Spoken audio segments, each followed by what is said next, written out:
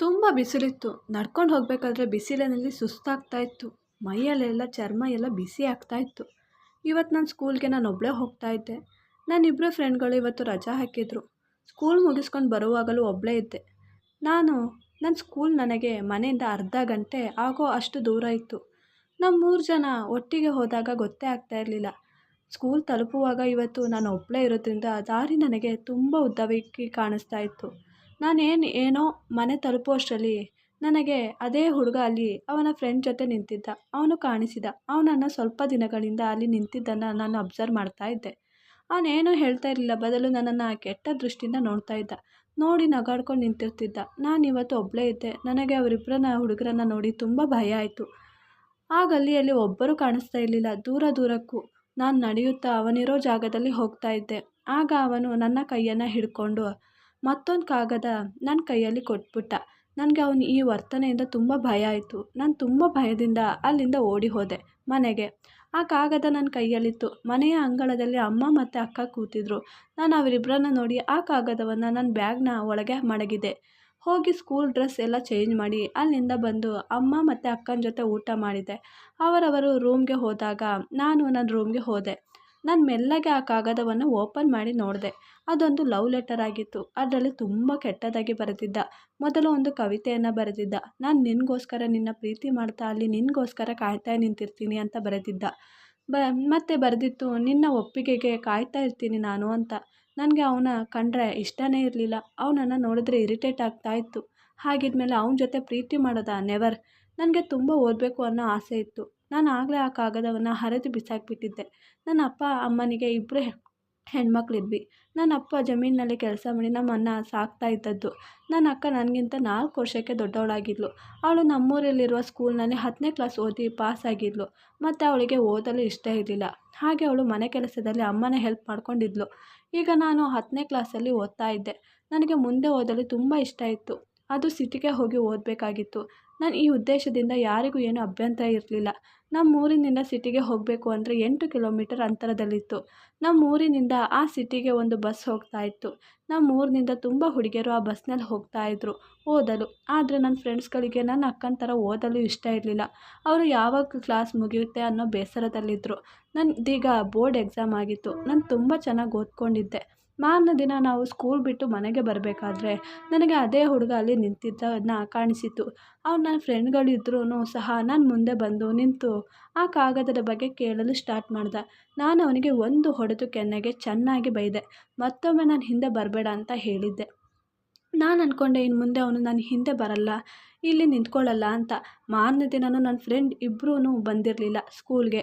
ಅವತ್ತು ನಾನು ಸ್ಕೂಲ್ನಿಂದ ವಾಪಸ್ ಬರಬೇಕಾದ್ರೆ ಅವನು ಅಲ್ಲೇ ನಿಂತಿದ್ದ. ನಾನು ಕೇರ್ ಮಾಡದೆ ಮುಂದೆ ಹೋಗಲು ಹೋದಾಗ ಅವನ ಜೊತೆ ತುಂಬ ಅಸಹ್ಯವಾಗಿ ಬಲವಂತವಾಗಿ ಮಾಡಲು ಸ್ಟಾರ್ಟ್ ಮಾಡ್ದ ನನ್ನ ಜೊತೆ. ನಾನು ಹೇಗೋ ಅಲ್ಲಿಂದ ತಪ್ಪಿಸ್ಕೊಂಡು ಓಡಿ ಹೋದೆ ಮನೆಗೆ. ನನ್ನನ್ನು ಹೀಗೆ ತುಂಬ ಗಾಬರಿಯಿಂದ ನೋಡಿ ಅಮ್ಮ ಏನಂತ ಕೇಳಿದ್ರು. ನಾನಾಗ ಅಮ್ಮನಿಗೆ ಎಲ್ಲವನ್ನ ಹೇಳಿದೆ. ಅಮ್ಮ ಅಪ್ಪನಿಗೆ ಹೇಳಿದ್ರು. ಅಪ್ಪ ಅವನನ್ನು ನಾನು ನೋಡ್ಕೋತೀನಿ ಅಂತ ಹೇಳಿದರು. ಮಾರನೇ ದಿನ ಹಾಗೆ ನಾನು ಬೆಳಗ್ಗೆ ಸ್ಕೂಲ್ಗೆ ಹೋಗಬೇಕಾದ್ರೆ ಆ ಹುಡುಗ ಮತ್ತೆ ನನ್ನ ಕೈಗೆ ಕಾಗದ ಕೊಡಲು ಬಂದ. ಆದ ತಕ್ಷಣ ನನ್ನ ಅಪ್ಪ ಅಲ್ಲಿ ಬಂದರು. ಅವನಿಗೆ ಸರಿಯಾಗಿ ಹೊಡೆದು ಒಂದು ಗತಿ ಕಾಣಿಸಿದ್ರು. ಅದು ಆದಮೇಲೆ ಆ ಹುಡುಗ ಮತ್ತೊಮ್ಮೆ ಕಾಣಿಸ್ಕೊಳ್ಳಿಲ್ಲ. ಆ ವಿಷಯದಿಂದ ನನ್ನ ಅಪ್ಪ ಅಮ್ಮ ನನ್ನ ಮೇಲೆ ಇನ್ನೂ ತುಂಬ ನಂಬಿಕೆ ಇಟ್ಕೊಂಡಿದ್ರು. ಹಾಗೆ ಈ ವಿಷಯ ಕಳೆದು 1 ವರ್ಷ ಆಯಿತು. ಹಾಗೆ ನಾನು ಕಾಲೇಜ್ಗೆ ಹೋಗಲು ಸ್ಟಾರ್ಟ್ ಮಾಡಿದ್ದೆ. ಹಾಗೆ ಕಾಲೇಜ್ಗೆ ನಾನು ಬಸ್ಸಿನಲ್ಲಿ ಹೋಗೋದು ಬರೋದು ಮಾಡ್ತಾಯಿದ್ದೆ. ಅಲ್ಲಿ ಎಕ್ಸಾಮ್ ಆಯಿತು. ರಜೆಯ ದಿನಗಳು ಆಗಿತ್ತು. ಆದರೆ ನನಗೆ ಮನೇಲಿರಲು ಇಷ್ಟ ಇರಲಿಲ್ಲ. ಹಾಗೆ ನಾನು ಅಮ್ಮನ ಹತ್ರ ಟೈಲರಿಂಗ್ಗೆ ಹೋಗ್ತೀನಿ ಅಂತ ಹೇಳಿದೆ. ಅಮ್ಮನೂ ಒಪ್ಪಿಕೊಂಡಿದ್ರು. ನಮ್ಮ ಮನೆ ಸ್ವಲ್ಪ ದೂರದಲ್ಲಿ ಟೈಲರಿಂಗ್ ಸೆಂಟರ್ ಇತ್ತು. ಅಲ್ಲಿ ಟೈಲರಿಂಗ್ ಕೂಡ ಹೇಳಿಕೊಡ್ತಾಯಿದ್ರು. ನನ್ನ ಅಮ್ಮ ನನ್ನ ಅಲ್ಲಿ ಅಡ್ಮಿಷನ್ ಮಾಡಿದ್ರು. ಅದು ಗಂಡ ಹೆಂಡತಿ ಇಬ್ಬರು ಸೇರಿ ಮಾಡ್ತಾ ಇದ್ದದ್ದು. ಆ ಹೆಂಗಸು ಎಲ್ಲ ಹೆಣ್ಮಕ್ಳಿಗೆ ಹೇಳಿಕೊಡ್ತಾ ಇದ್ಲು. ಅವ್ರ ಗಂಡ ಬಟ್ಟೆ ಹೊಲ್ಕೊಂಡು ಇರ್ತಾ ಇದ್ದ ಅಲ್ಲೇನೆ. ಅಲ್ಲಿಗೆ ನಾನು ಮನೆ ಕೆಲಸದಲ್ಲಿ ಅಕ್ಕನಿಗೆ ಸ್ವಲ್ಪ ಹೆಲ್ಪ್ ಮಾಡಿ ಹೋಗ್ತಾ ಇದ್ದೆ.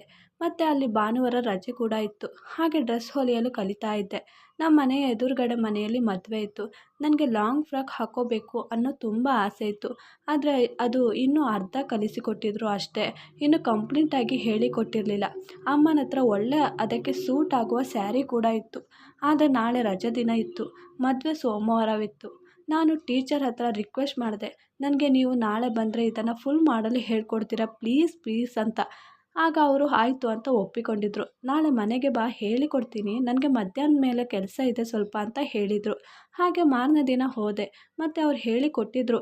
ಮತ್ತು ಅವರಿಗೆ ಕೆಲಸ ಇದೆ, ಇನ್ನು ಸ್ವಲ್ಪ ಇದೆ, ಹೀಗೆ ಹೀಗೆ ಸ್ಟಿಚ್ ಮಾಡು, ನಾನು ಹೋಗಿ ಬರ್ತೀನಿ ಅಂತ ಹೇಳಿ ಹೋದರು.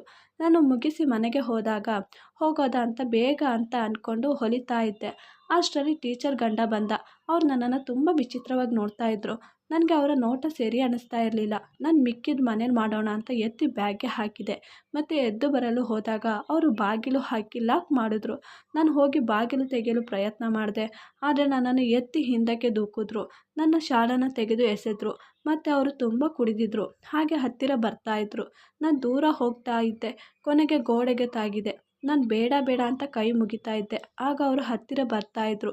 ಯಪ್ಪ, ಅಷ್ಟರಲ್ಲಿ ಜೋರಾಗಿ ಬಾಗಿಲು ತಟ್ಟೋ ಸೌಂಡು. ನಾನು ಬೇಗ ಅವರನ್ನು ತಳ್ಳಿ ಹೋಗಿ ಬಾಗಿಲು ಓಪನ್ ಮಾಡಿದ್ರೆ ನೋಡಿದ್ರೆ ಟೀಚರ್ ಆಗಿದ್ದರು. ನಾನು ಹೋಗಿ ಟೀಚರ್ನ ಅಪ್ಪಿಕೊಂಡೆ. ಅವ್ರ ಗಂಡನನ್ನು ನೋಡಿ ತಲೆ ಬಗ್ಗಿಸಿದ್ರು.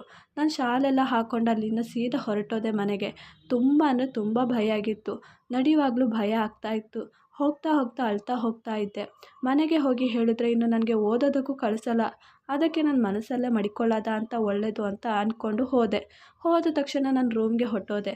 ಸಪ್ಪಗೆ ಇದ್ದೆ. ಅಮ್ಮ ಕೇಳಿದಾಗ ಹೊಟ್ಟೆ ನೋವು ಅಂತ ಸುಮ್ಮನೆ ಹೇಳಿದೆ. ಮಾರನೇ ದಿನವೂ ಹೊಟ್ಟೆ ನೋವು ಅಂತ ಮದುವೆಗೆ ಹೋಗಿರಲಿಲ್ಲ. ಅಮ್ಮನ ಹತ್ರ ಅಮ್ಮ ನಾನು ಡ್ರೆಸ್ ಸ್ಟಿಚ್ ಮಾಡೋದನ್ನು ಕಲಿತುಕೊಂಡಿದ್ನಲ್ಲ, ಸಾಕು ಇನ್ನು ಹೋಗಲ್ಲ ಅಂದೆ. ಆಗ ಅಮ್ಮನೂ ಆಯಿತು ಅಂತ ಹೇಳಿದ್ರು. ಫೋರ್ಸ್ ಮಾಡೋಕ್ಕೆ ಹೋಗಲಿಲ್ಲ. ಹಾಗೆ ಮನೇಲೇ ಇದ್ದು ಮರೆಯಲು ಪ್ರಯತ್ನ ಪಟ್ಟೆ. ಮತ್ತು ಕಾಲೇಜ್ ಸ್ಟಾರ್ಟ್ ಆಯಿತು. ಅಲ್ಲಿಗೆ ಹೋಗ್ತಾ ಹೋಗ್ತಾ ಮರೆತು ಹೋಯಿತು. ಕಾಲೇಜ್ ಕೂಡ ಮುಗೀತು. ಮತ್ತು ಡಿಗ್ರಿಗೆ ಅಪ್ಲೈ ಮಾಡಿದೆ. ಒಳ್ಳೆ ಸ್ಕೋರ್ ಇದ್ದಿದ್ದರಿಂದ ಬೇಗ ಅಡ್ಮಿಷನ್ ಮಾಡಿಕೊಂಡ್ರು ನನ್ನನ್ನು. ಡಿಗ್ರಿ ಫಸ್ಟ್ ಸೆಮಿನಾರ್ ಆಗಿತ್ತು. ಸ್ವಲ್ಪ ದಿನ ರಜೆ ಕೊಟ್ಟಿದ್ದರು. ಇತ್ತೀಚೆಗೆ ದಿನಗಳಲ್ಲಿ ಅಕ್ಕ ಹೆಚ್ಚಾಗಿ ರೂಮಲ್ಲೇ ಇರ್ತಾಯಿದ್ಲು. ಒಂಥರ ಖುಷಿಯಾಗಿದ್ಲು. ಕೆಲಸದಲ್ಲೂ ಅಷ್ಟಾಗಿ ಮೂಡಿರಲಿಲ್ಲ ಅವಳದು. ನನಗೂ ಈ ಅಕ್ಕನ ಬದಲಾವಣೆ ಕಂಡು ಅಕ್ಕನ ಮೇಲೆ ಡೌಟ್ ಆಯಿತು. ನಾನು ಅಕ್ಕನ ಹತ್ರ, ಅಕ್ಕ ನಾನು ಇವತ್ತು ನಿನ್ನ ಹತ್ರ ಮಲ್ಕೋಬೇಕು ಅಂದೆ. ಆಗ ಯಾಕೆ ಬೇಡ ಅಂತ ತುಂಬ ಶಾಕಾಗಿ ಹೇಳಿದ್ಲು. ನಾನಿಲ್ಲ, ನನಗೆ ಒಬ್ಬಳೇ ಅಲ್ಲಿ ಮಲಗಲು ಇವತ್ತು ಯಾಕೋ ಭಯ ಆಗ್ತಾ ಇದೆ ಅಂತ ತುಂಬ ಹಠ ಮಾಡಿದೆ. ಮತ್ತು ಬೇಕೋ ಬೇಡವೋ ಹಾಗೆ ಒಪ್ಕೊಂಡ್ಳು. ನಾನು ಅವಳು ಮಲ್ಕೊಂಡ್ವಿ. ಅವಳು ಜೊತೆ ನಾನು ಮಾತಾಡ್ತಾ ಇದ್ದೆ. ಆದರೆ ಹ್ಞೂ ಹ್ಞೂ ಅಂತ ಹೇಳ್ತಾ ಇದ್ಲು. ನನಗೆ ಅನಿಸ್ತಾ ಇತ್ತು ಅವಳಿಗೆ ನಾನು ಮಲಗಿದ್ರೆ ಸಾಕು ಅನ್ನೋ ಹಾಗೆ. ನಾನು ಹಾಗೆ ನಾಟಕ ಮಾಡಿ ಮಲ್ಕೊಂಡೆ. ಅವಳು ಸ್ವಲ್ಪ ಹೊತ್ತು ಆದಮೇಲೆ ನನ್ನ ಅಲ್ಲಾಡಿಸಿ ನೋಡಿದ್ಲು. ಆದರೆ ನಾನು ಗಾಢ ನಿದ್ರೆಯಲ್ಲಿ ಇರೋ ಹಾಗೆ ಇದ್ದೆ. ಮತ್ತು ಅವಳು ಮೆಲ್ಲಗೆ ಫೋನ್ ತಗೊಂಡು ಹೋದಳು. ನಾನು ಅವಳು ಹಿಂದೆನೇ ಹೋದೆ. ಅವಳು ಮಾಡಿ ಮೇಲೆ ಹೋಗಿ ತುಂಬ ಪ್ರೀತಿ ಮಾತುಗಳನ್ನು ಆಡ್ತಾಯಿದ್ಲು. ನಾನು ಹೋಗಿ ಅವಳ ಹೆಗಲಿಗೆ ಕೈ ಮಡಗಿದೆ. ಅವಳು ತುಂಬ ಭಯದಿಂದ ನೋಡಿದಾಗ ನಾನಾಗಿದ್ದೆ. ಮತ್ತು ಅಂತ ಅಲ್ಲಿಂದ ಬಂದೆ. ಮತ್ತೆ ಮಲ್ಕೊಂಡೆ. ಅವಳು ಆಗಲೇ ಬಂದಿರಲಿಲ್ಲ. ಮತ್ತು ಬೆಳಗ್ಗೆ ಎದ್ದು ಇದರ ಬಗ್ಗೆ ಮಾತಾಡಿದೆ. ಆಗ ಅವಳು, ಅದು ನಾನು ಒಬ್ಬನ ಇಷ್ಟಪಡ್ತಾ ಇದ್ದೀನಿ, ಅವನು ಇಷ್ಟಪಡ್ತಾ ಇದ್ದಾನೆ ನನ್ನನ್ನು, ಹಾಗೆ ಅವನ ಜೊತೆ ಮಾತಾಡ್ತಾ ಇದ್ದದ್ದು. ಆಗ ಹಾಗಾದರೆ ಹೀಗೆ ಬಚ್ಚಿಟ್ಟುಕೊಂಡು ಎಷ್ಟು ದಿನ ಅಂತ ಅವನ ಜೊತೆ ಮಾತಾಡ್ತಾ ಇರ್ತೀಯ? ಅವನಿಗೆ ನಿನ್ನ ಮೇಲೆ ಅಷ್ಟು ಪ್ರೀತಿ ಇದ್ದರೆ ಬಂದು ಸಂಬಂಧ ಕೇಳಕ್ಕೆ ಹೇಳು ಅಂದೆ. ಆಗ ಅವಳು ಅಳ್ತಾ ಇದ್ಲು. ನಾನು ಯಾಕೆ ಏನಾಯಿತು ಅಂದೆ. ಆಗ ಅವನು ಬಂದಿದ್ದ, ಆದರೆ ಅಪ್ಪ ನಿರಾಕರಿಸ್ಬಿಟ್ಟಿದ್ರು ಅಂತ ಜೋರಾಗಿ ಅಳ್ತಾ ಇದ್ಲು. ನನಗೆ ಅವಳ ದುಃಖ ಅರ್ಥ ಆಗ್ತಾ ಇತ್ತು. ನಾನು ಸಮಾಧಾನ ಮಾಡ್ತಾ ಇದ್ದೆ, ಆದರೆ ಅದು ಮರೆಯೋದಕ್ಕಾಗಲ್ಲ. ಹಾಗೆ ನನ್ನ ಕಾಲೇಜ್ ಸ್ಟಾರ್ಟ್ ಆಯಿತು. ನಾನು ಹೋಗ್ತಾ ಇದ್ದೆ. ಆಗ ಅಲ್ಲಿಗೆ ಟ್ರೈನಿಂಗ್ಗೆ ಅಂತ ಒಬ್ಬ ಸರ್ ಬಂದಿದ್ದರು. ನೋಡಲು ತುಂಬ ಚೆನ್ನಾಗಿದ್ದರು. ಮತ್ತು ಎಲ್ಲ ಹೆಣ್ಮಕ್ಳು ಅವ್ರ ಫ್ಯಾನ್ ಆಗಿಬಿಟ್ಟಿದ್ರು. ಅವ್ರ ಜೊತೆಗೆ ನಾನು ಅವ್ರ ಫ್ಯಾನ್ ಆಗಿಬಿಟ್ಟಿದ್ದೆ. ನನಗೆ ಏನಾಯಿತು ಗೊತ್ತಿಲ್ಲ, ಅವರನ್ನೇ ನೋಡಬೇಕು ಅನ್ನೋದಿತ್ತು. ನಾನು ಅವರನ್ನೇ ಇಷ್ಟಪಡಲು ಸ್ಟಾರ್ಟ್ ಮಾಡಿದ್ದೆ ನನಗೆ ಗೊತ್ತಿಲ್ಲದೆ. ಅವ್ರು ಅಷ್ಟೇ ನಮಗೆ ಪಾಠ ಮಾಡಬೇಕಾದ್ರೆ ನನ್ನನ್ನೇ ನೋಡ್ತಾಯಿದ್ರು. ನನಗೆ ಅನ್ನಿಸ್ತಾ ಇತ್ತು ಅವರು ನನ್ನ ಇಷ್ಟಪಡುವ ಹಾಗೆ. ಹೆಚ್ಚಾಗಿ ನನ್ನ ಹತ್ರ ಬಂದು ಎಕ್ಸ್ಪ್ಲೇನ್ ಮಾಡೋದು, ಡೌಟ್ ಇದ್ದರೆ ಕೇಳು ಅನ್ನೋದು ಮಾಡ್ತಾಯಿದ್ರು. ನಾನು ತುಂಬ ಹ್ಯಾಪಿಯಾಗಿದ್ದೆ. ಇದೇ ದಿನಗಳಲ್ಲಿ ನನ್ನ ಅಕ್ಕನಿಗೆ ಸಂಬಂಧ ಬಂತು. ಆದರೆ ಆ ಹುಡುಗ ಬಂದಿರಲಿಲ್ಲ ಅಂತ ಹೇಳಿದರು. ಆದರೆ ಈ ಕಡೆ ಸರ್ ನನ್ನ ಜೊತೆ ತುಂಬ ಚೇಂಜಾಗಿ ವರ್ತನೆ ಮಾಡ್ತಾಯಿದ್ರು. ಮೊದಲ ಹಾಗೆ ಇರಲೇ ಇಲ್ಲ. ಮತ್ತು ಸಪ್ಪಗೆ ಇರ್ತಾಯಿದ್ರು. ನನಗೆ ಹೀಗೆ ಮಾಡ್ತಾ ಇರಬೇಕಾದ್ರೆ ತುಂಬ ನೋವಾಗ್ತಾಯಿತ್ತು. ಈ ಕಡೆ ಅಕ್ಕನಿಗೆ ಬೇಗ ಮದುವೆ ಮಾಡಬೇಕು ಅಂತ ಇತ್ತು. ಗಂಡಿನ ಕಡೆಯಿಂದ ಅರ್ಜೆಂಟ್ ಇತ್ತು. ಹಾಗೆ ಇಲ್ಲಿ ಅಪ್ಪನೂ ಒಪ್ಪಿಕೊಂಡಿದ್ರು. ಮದುವೆ ತಯಾರಿ ಎಲ್ಲ ಆಗ್ತಾಯಿತ್ತು. ಮದುವೆ ದಿನವೂ ಬಂತು. ಹುಡುಗಿ ಕರ್ಕೊಂಡು ಬರೋದಾ ಅಂತ ರೂಮಿಗೆ ಹೋದರೆ ಅಕ್ಕ ಅಲ್ಲಿ ಇರಲಿಲ್ಲ. ಬದಲಾಗಿ ಒಂದು ಕಾಗದ ಇತ್ತು. ಅಪ್ಪ ಅದನ್ನು ಓದಿ ಹರಿದು ಬಿಸಾಕ್ಬಿಟ್ಟಿದ್ರು. ಅಪ್ಪ ಅಮ್ಮ ಸ್ವಲ್ಪ ಹೊತ್ತು ಮಾತಾಡಿಕೊಂಡು ನನ್ನ ಜೊತೆ ಬಂದು, ನೋಡು ನಮ್ಮ ಮಾನ ಮರ್ಯಾದೆ ಪ್ರಶ್ನೆ, ಬೇಡ ಅನ್ಬೇಡ ಅಂತ ಅಮ್ಮ ಕಾಲು ಹಿಡಿಯಲು ಬಂದರು. ನಾನು ಆಯ್ತಮ್ಮ ಏನು ಹೇಳು ಅಂದೆ. ಆಗ ಅಮ್ಮ, ಅದು ನೀನು ಮುಖಕ್ಕೆ ಶಾಲಿನಿಂದ ಕವರ್ ಮಾಡಿ ನೀನು ಅಕ್ಕನ ಬದಲು ಹೋಗಿ ಕೂತ್ಕೋ. ಇವತ್ತೊಂದು ರಾತ್ರಿ ಅಲ್ಲಿದ್ದರೆ ಸಾಕು, ನಾಳೆ ನಾವು ಮಾತಾಡಿ ಕರ್ಕೊಂಡು ಬರ್ತೀವಿ ಅಂತ ಹೇಳಿದ್ರು. ನಾನು ಒಪ್ಪಿಕೊಂಡೆ. ಹಾಗೆ ಮುಖ ಕವರ್ ಮಾಡ್ಕೊಂಡು ತಲೆ ಬಗ್ಗಿಸಿ ಕೂತಿದ್ದೆ. ಹಾಗೆ ಮದುವೆ ಆಯಿತು. ನನ್ನ ಅವರ ದೊಡ್ಡ ಮನೆಗೆ ಕರ್ಕೊಂಡು ಹೋದರು. ಮತ್ತು ನನ್ನ ರೂಮಿಗೆ ಕರ್ಕೊಂಡು ಹೋದರು. ಸ್ವಲ್ಪ ಹೊತ್ತು ಆದಮೇಲೆ ಹುಡುಗ ಬಂದ. ನಾನು ಶಾಲೆಲ್ಲ ತೆಗೆದು ನಿಜ ಹೇಳೋದ ಅಂತ ರೆಡಿಯಾಗಿ ನಿಂತಿದ್ದೆ. ಹುಡುಗ ಬಂದ. ಅವರನ್ನು ನೋಡಿ ದಂಗಾಗಿ ಹೋದೆ. ಯಾಕೆಂದರೆ ಹುಡುಗ ಬೇರೆ ಯಾರೂ ಆಗಿರಲಿಲ್ಲ, ಅದು ನಾನು ಇಷ್ಟಪಡ್ತಾ ಇದ್ದ ಸರ್ ಆಗಿದ್ದರು. ಸರ್ ನೀವಾ? ಅವರು ನನ್ನ ನೋಡಿ ನೀನಾ ಅಂತ ತುಂಬ ಖುಷಿಯಿಂದ ಕುಪ್ಪಳಿಸ್ತಾ ಇದ್ದರು. ಆಗ ನನಗೆ ಅರ್ಥ ಆಯಿತು ಅವ್ರು ನನ್ನ ಇಷ್ಟಪಡ್ತಾಯಿದ್ರು ಅಂತ. ಆಗ ಅಯ್ಯೋ ಅಮ್ಮ, ನಿನ್ನ ಜೊತೆನ ಮದುವೆ ಮಾಡಿಸಿದ್ದು ನಾನು ಎಕ್ಸ್ಪೆಕ್ಟೇ ಮಾಡಿರಲಿಲ್ಲ. ನಾನು ಯಾರೋ ಬೇರೆ ಹುಡುಗಿನ ನೋಡಿರ್ತಾರೆ ಅಂದ್ಕೊಂಡಿದ್ದೆ. ಆದರೆ ನಾನು ನಿನ್ನ ಇಷ್ಟಪಡ್ತಾ ಇದ್ದೆ. ಅದಕ್ಕೆ ನಾನು ಒಂದು ಸಲನೂ ನಿನ್ನ ಮನೆಗೆ ಬಂದಿರಲಿಲ್ಲ. ಮತ್ತು ಹುಡುಗಿ ಫೋಟೋ ಕೂಡ ನೋಡೋದಕ್ಕೆ ನಿರಾಕರಿಸ್ಬಿಟ್ಟಿದ್ದೆ ಅಂತ ಹೇಳಿದ್ರು. ಆಗ ನಾನು ನಿಜ ಹೇಳಿದೆ. ನಿಮ್ಮಮ್ಮ ನೋಡೋಕ್ಕೆ ಬಂದಿದ್ದು ಇಷ್ಟಪಟ್ಟಿದ್ದು ನನ್ನ ಅಕ್ಕನ. ಆದರೆ ಅಕ್ಕ ಮದುವೆ ದಿನ ಓಡಿ ಹೋಗಿದ್ಲು. ಅದಕ್ಕೆ ಅವ್ರ ಬದಲಿಗೆ ನನ್ನ ಕೂರಿಸಿದ್ದು ಮುಖವನ್ನು ಮರೆಸಿ ಅಂತ. ಆಗ ನೋಡು, ನಾನು ದೇವ್ರ ಹತ್ರ ತುಂಬ ಅಂದರೆ ತುಂಬ ಬೇಡ್ಕೊಂಡಿದ್ದೆ. ಅದಕ್ಕೆ ಕಾಣಿಸುತ್ತೆ ನಿನ್ನ ನನಗೆ ಸಿಗೋ ಹಾಗೆ ಮಾಡಿದ್ದು. ಯಪ್ಪ ಎಷ್ಟು ಖುಷಿ ಆಗ್ತಾ ಇದೆ ಗೊತ್ತಾ ಅಂತ ಹೇಳಿದ್ರು. ಮಾರನೇ ದಿನ ನನ್ನ ಅಪ್ಪ ಅಮ್ಮ ಬಂದರು. ನಾವು ಇನ್ನೂ ರೂಮ್ನಿಂದ ಹೊರಗಡೆನೇ ಬಂದಿರಲಿಲ್ಲ. ಆಗ ಬಂದು ಅತ್ತೆ ಎಬ್ಬಿಸಿದ್ರು. ನಾನು ಹೋಗಿ ಬಾಗಿಲು ತೆಗೆದು ನೋಡಿದ್ರೆ ಅವ್ರು ನನ್ನ ನೋಡಿ ಶಾಕ್ ಆದರು. ಮತ್ತು ಕೇಳಿದ್ರು ನೀನ್ಯಾರು ಅಂತ. ಆಗ ನಾನು ಹೇಳಿದೆ, ನೀವು ನೋಡಿದ ಹೆಣ್ಣಿನ ತಂಗಿ ಅಂತ. ಆಗ ಬಾ, ನಿನ್ನ ಅಪ್ಪ ಅಮ್ಮ ಬಂದಿದ್ದಾರೆ, ಕೆಳಗೆ ಬಾ, ಮುಖವನ್ನು ಒಂಥರ ಮಾಡಿದ್ರು ನನ್ನ ನೋಡಿ. ನಾನು ನನ್ನ ಗಂಡನನ್ನು ಎಬ್ಬಿಸಿ ಕರ್ಕೊಂಡು ಹೋದೆ. ಹಾಗೆ ಅವರು ನಾನು ಹೋದ್ವಿ. ಅಪ್ಪ ಅಮ್ಮ ಅವ್ರ ಜೊತೆ ಕ್ಷಮೆ ಕೇಳಿ ಆಗಿದ್ದನ್ನು ಹೇಳ್ತಾಯಿದ್ರು. ಆಗ ಅತ್ತೆ ಏನೋ ಹೇಳೋಕ್ಕೂ ಬರೋಕ್ಕೂ ಮುಂಚೆ ನನ್ನ ಗಂಡ, ಅದು ಪರವಾಗಿಲ್ಲ, ನೀವು ಸರಿಯಾದ ಕೆಲಸ ಮಾಡಿದ್ದೀರಾ. ನನಗೆ ಮದುವೆಗೂ ಮುನ್ನ ಇವಳನ್ನೇ ಇಷ್ಟ ಇದ್ದದ್ದು. ಅಪ್ಪ ಅಮ್ಮನಿಗೆ ಇಷ್ಟ ಅಂತ ಮದುವೆಗೆ ಒಪ್ಪಿಕೊಂಡೆ ಅಷ್ಟೇ ಅಂತ ಹೇಳಿ ಎಲ್ಲವನ್ನು ಸಂಭಾಳಿಸಿದ್ರು. ನನ್ನ ಅತ್ತೆ ಮತ್ತು ಅಲ್ಲಿ ಎಲ್ಲರಿಗೂ ಮಗನಿಗೆ ಇಷ್ಟ ಆದರೆ ಪರವಾಗಿಲ್ಲ, ನಮಗೂ ಇಷ್ಟ ಅಂತ ಹೇಳಿದ್ರು. ಅಮ್ಮ ಅಪ್ಪ ನನ್ನ ಹತ್ರ ಬಂದು ಮೆಲ್ಲಗೆ ಕೇಳಿದ್ರು. ಆಗ ನನಗೂ ಇಷ್ಟ ಇದೆ ಅಂತ ಹೇಳಿದಾಗ ಅವ್ರಿಗೆ ಸಮಾಧಾನ ಆಯಿತು ಮತ್ತು ತುಂಬ ಸಂತೋಷ ಆಯಿತು. ಹಾಗೆ ನಾವು ಸಂತೋಷವಾಗಿ ಜೀವನ ಮಾಡ್ತಾಯಿದ್ವಿ. ನಾನು ಮುಂದೆ ಓದಿ ಜಾಬ್ಗೆ ಹೋಗ್ತಾಯಿದ್ದೆ ನನ್ನ ಗಂಡನ ಜೊತೆ. ಒಂದಿನ ಶಾಪಿಂಗ್ಗೆ ಹೋಗಿದ್ದೆ. ಹಾಗೆ ಭಿಕ್ಷೆ ಬೇಡ್ತಾ ಇದ್ದವರನ್ನು ಕಂಡು ಬೆಚ್ಚಿ ಬಿದ್ದೆ. ಮತ್ತು ಅವಳೇನಾ ಅಂತ ಹತ್ತಿರ ಹೋಗಿ ನೋಡಿದೆ. ಮತ್ತು ಅವಳು ನನ್ನ ಅಕ್ಕ ಆಗಿದ್ಲು. ಆದರೆ ಅವಳು ನನ್ನ ನೋಡಿ ಓಡಿ ಹೋಗ್ತಾ ಇದ್ಲು. ಅವಳಿಗೆ ನನಗೆ ಮುಖ ತೋರಿಸಲು ಇಷ್ಟ ಇರಲಿಲ್ಲ. ಆದರೆ ಹಿಂದೆನೇ ಹೋಗಿ ಅಕ್ಕನನ್ನು ಹಿಡಿದು ಕಷ್ಟಪಟ್ಟು ಕಾರಿನಲ್ಲಿ ಕೂರಿಸಿದೆ. ಅಕ್ಕ ತುಂಬ ಅಳ್ತಾ ಇದ್ಲು. ನಾನು ಮನೆಗೆ ಕರ್ಕೊಂಡೋಗಿ ಸ್ನಾನ ಮಾಡೋಕ್ಕೆ ಹೇಳಿ ನನ್ನ ಬಟ್ಟೆಯನ್ನು ಕೊಟ್ಟು ಅವಳು ಹೊರಗಡೆ ಬಂದ ತಕ್ಷಣ ಊಟ ಕೊಟ್ಟೆ. ಪಾಪ ಎಷ್ಟು ದಿನ ಆಗಿತ್ತೋ ಊಟ ಮಾಡಿದೆ. ಹಾಗೆ ತಿನ್ನುತ್ತಿದ್ಲು.